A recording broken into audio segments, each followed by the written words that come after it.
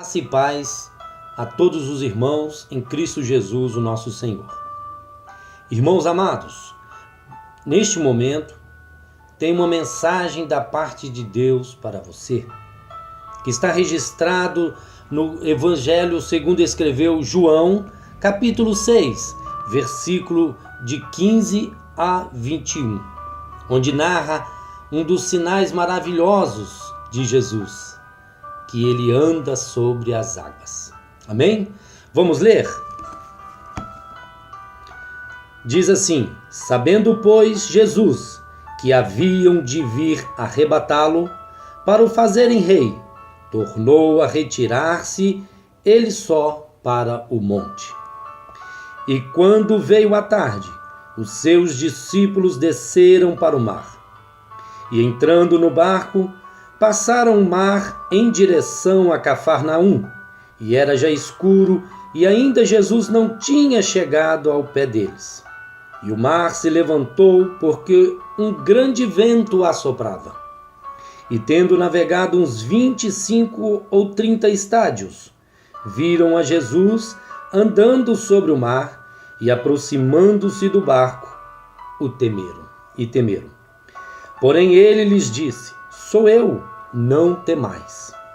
Então eles de boa mente o receberam no barco, e logo o barco chegou à terra para onde iam. Amém?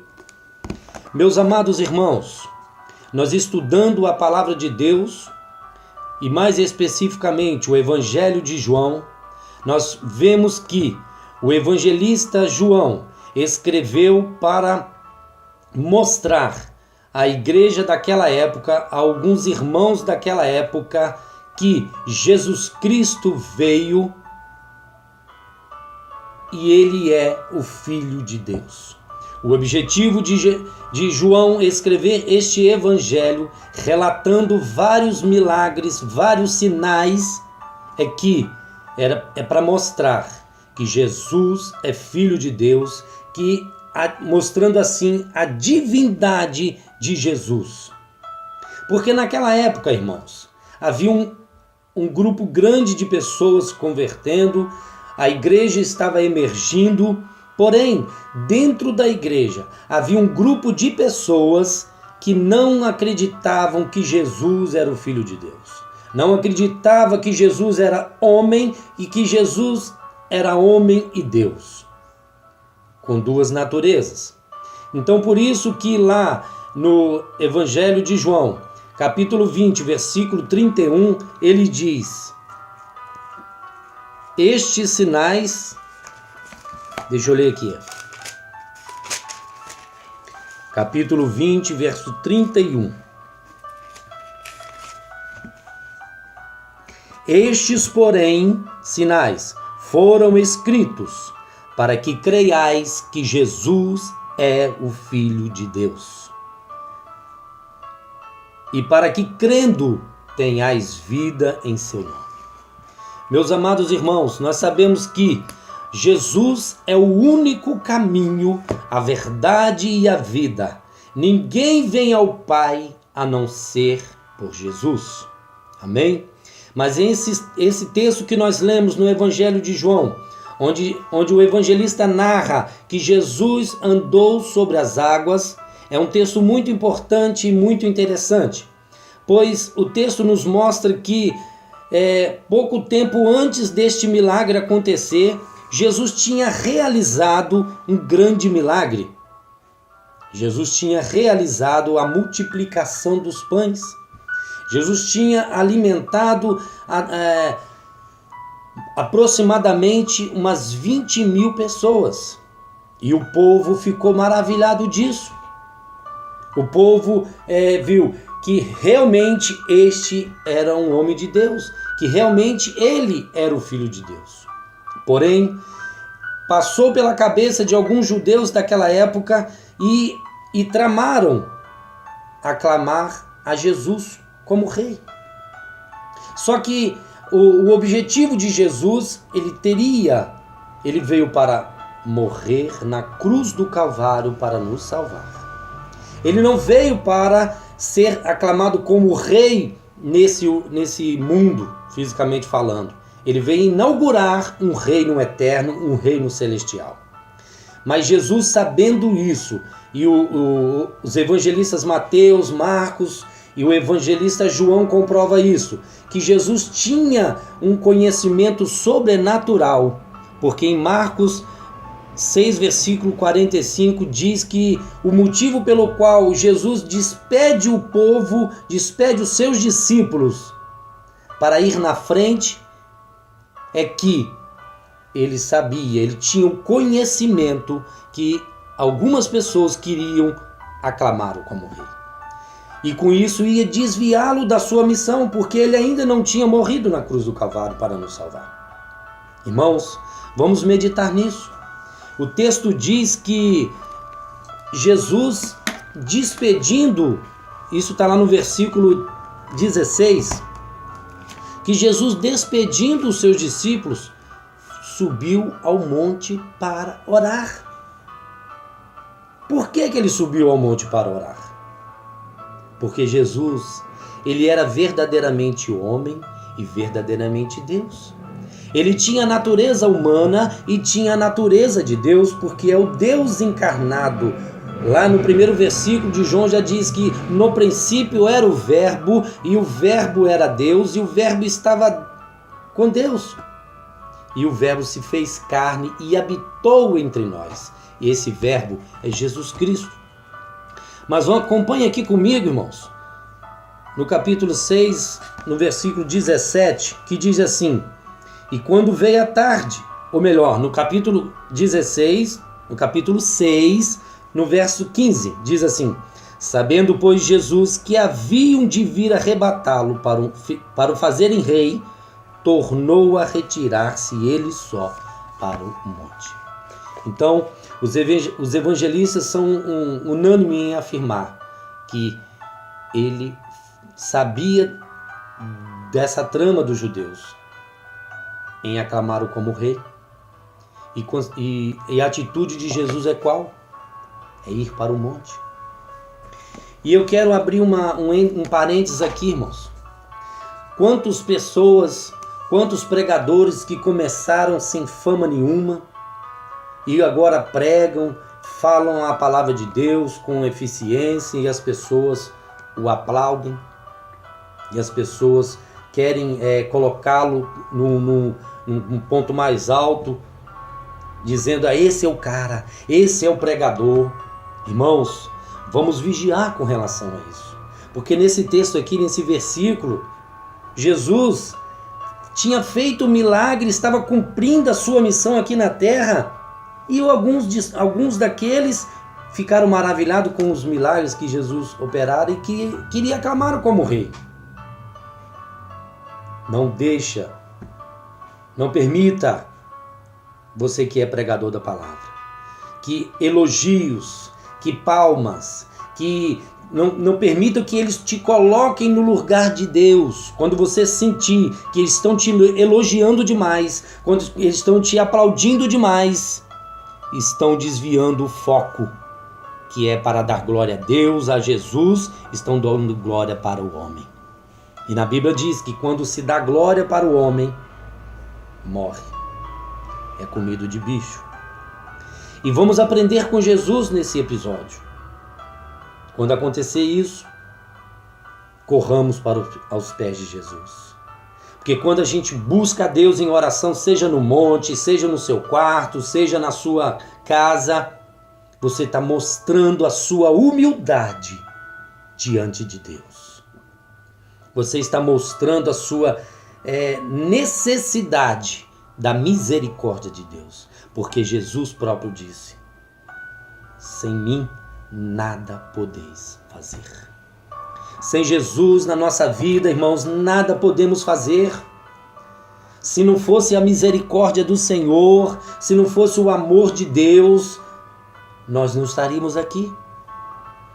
Amém? Vamos continuar aqui o texto. Eu tirei algumas lições que podemos aprender nesse episódio, nesse milagre de Jesus. Que Jesus ele anda sobre as águas. Continuando, o milagre operado por Jesus chamou tanto a atenção do povo que ele teve que se retirar para o monte. Aí ele despediu os seus discípulos na frente. Aí os seus discípulos pegam um barco e vão rumo a Cafarnaum ou a Betsaida. E eles já tinham andado um certo espaço já grande dentro do mar adentro. E Jesus ainda não estava no barco com eles. E diz o texto, irmãos, no versículo 17, que entrando no barco, passaram o mar em direção a Cafarnaum. E era já escuro. E ainda Jesus não tinha chegado ao pé deles. E o mar se levantou porque um grande vento assoprava.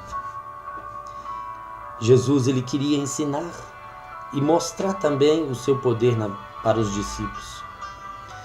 E interessante que os discípulos estavam naquele barco em alto mar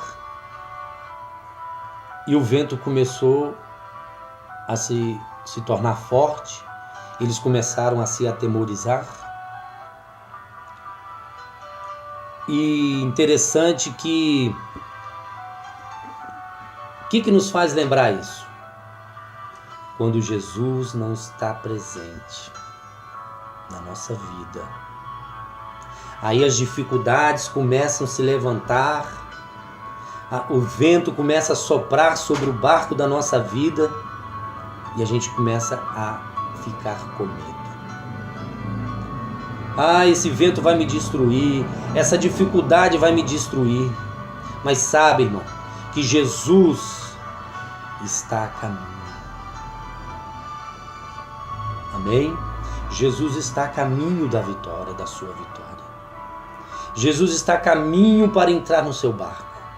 E o texto, continuando aqui, diz que e tendo navegado uns 25 ou 30 estádios, isso aqui equivale a mais ou menos de 5 a 8 mil metros, eles viram a Jesus andando sobre o mar e aproximando-se do barco, temeram. Eles temeram porque era escuro, porque eles não sabiam que Jesus ia se manifestar daquela maneira para eles, que a intenção deles era encontrar Jesus em Betsaida, como diz os outros evangelistas. Então, irmãos, Jesus, ele anda sobre as águas. Ele veio de encontro à necessidade dos seus discípulos. Ele sabia que aquelas dificuldades iam acontecer na vida dos seus discípulos, dos seus seguidores, mas ele queria ensinar. Ensinar o quê? Que ele era o Filho de Deus, que ele sabe de todas as coisas, ele é onisciente. Ensinar que ele tem todo o poder. Ele andou sobre as águas.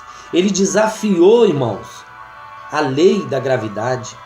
Ele desafiou a lei da natureza, porque ele é sobre a natureza. Mas os discípulos estavam olhando somente para as dificuldades, para o vento, e não percebeu que era Jesus que estava vindo. E o texto diz no Evangelho de João e em outros locais, Mateus e Marcos, que eles ficaram atemorizados, eles ficaram como se estivessem vendo uma assombração. E o que esse texto nos ensina, irmãos? Quando a gente olha só para as dificuldades, quando a gente olha só para os problemas da nossa vida, a gente começa a ver tempestade em copo d'água. Às vezes o problema é deste tamanzinho, você começa a olhar para ele e ele se torna grande. Mas neste momento eu te falo, em nome de Jesus, não olhe para as dificuldades, porque se você olhar para as dificuldades, você não vai conseguir ver a Jesus.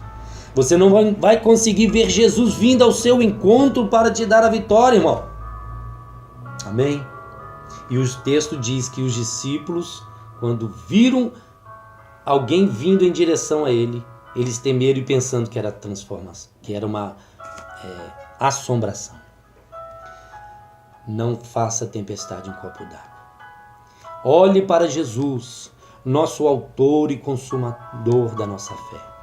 Eu li há muitos anos atrás uma frase em um folheto que nunca mais eu me esqueci. O folheto dizia assim: se olharmos para nós mesmos, ficarás desanimado. Se olharmos para os homens, ficarás decepcionado. Mas se olharmos e confiarmos em Cristo, seremos salvos. Não olhe para você, não olhe para as pessoas que elas podem te decepcionar, mas olhe para Jesus, que é o nosso autor e consumador da nossa fé, e Ele pode te salvar.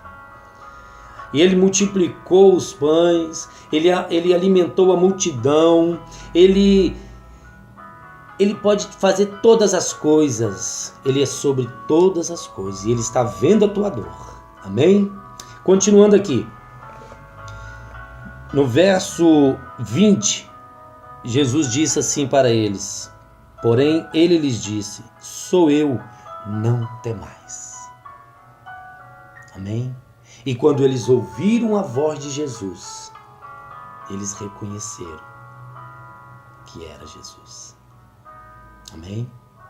Quando você parar para ouvir a palavra de Deus, quando você parar para ouvir o que Deus quer falar com você,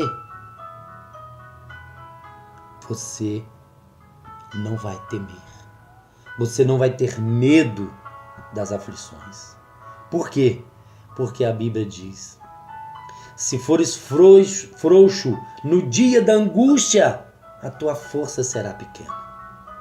E quando nós temos a certeza e a confiança que Jesus está no barco da nossa vida, não temeremos mal algum.